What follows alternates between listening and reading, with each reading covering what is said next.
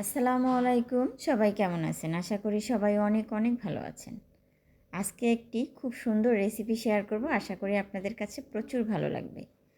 আমাদের বাচ্চা-কাচ্চা যারা আছে তারা কিন্তু সব সময়ের জন্য কিছু না কিছু বিকেল হলেই খেতে চায়। তো বাসায় ক্যাপসিকাম ছিল, পাকা টমেটো ছিল আর ছিল ডিম। তো আমি এই ৩ টা জিনিস দিয়ে খুবই সুন্দর করে ঝটপট করে একটি খাবার তৈরি করে ফেলেছি। যেমন ওরা পিৎজা খেতে চায়, তো সেই জন্য একটা ডিম পিৎজা তৈরি করেছি। খুবই সহজে একদম ফুলের মতো করে। তো আমি এই পিৎজা তৈরি করতে আমি প্রথমত ক্যাপসিকাম নিয়েছিলাম।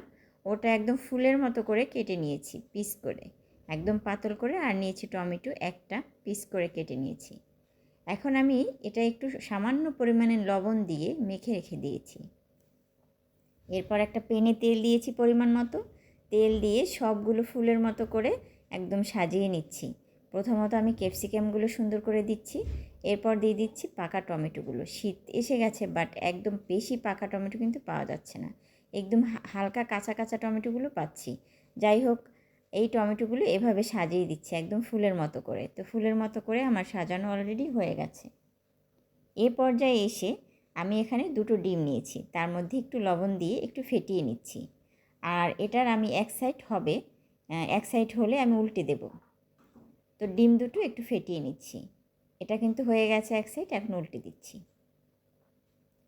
সামান্য পরিমাণে হয়ে গেছে, একদম ফুল হয়নি, এক পাশ হয়ে গেছে। আমি এখন সবগুলোই উল্টে দিচ্ছি এখানে।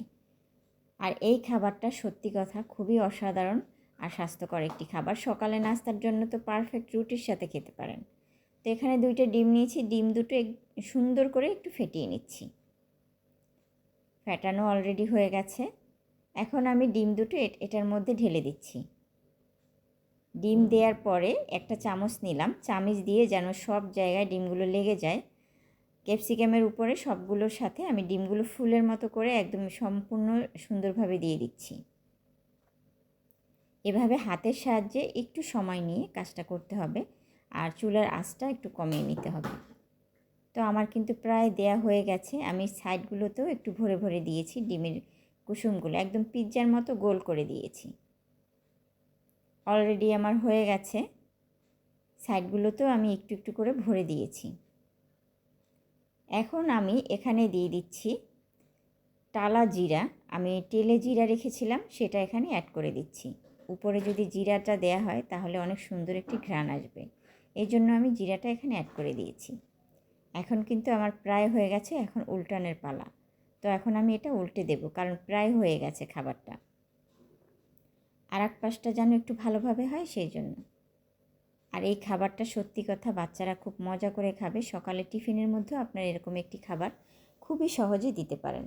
তো আমি একটু উল্টে দেখছি আসলে উল্টানো ঠিকভাবে যাবে কি না। ওপাশ কিন্তু অলরেডি হয়ে গেছে, তো আমি এটা উল্টাতে পেরেছি। এপাশটা খুব সুন্দর করে হয়ে গেছে। এখন আমরা পিৎজার মতো করে এটা পিস পিস করে কেটে নেব, কারণ ভেঙে যাবে, সম্পূর্ণটা উঠানো যাবে না, একটু ভারী হয়ে গেছে। এখন পিৎজার মতো করে এভাবে কেটে কেটে পিস পিস করে উঠিয়ে ফেলবো।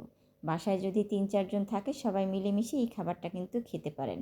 খুবই সুস্বাদু একটি খাবার। আর আমাদের বাসায় সবার বাসায় এরকম টুকটাক জিনিস থাকে, আমরা সবাই এভাবে খুব সহজে তৈরি করতে পারি।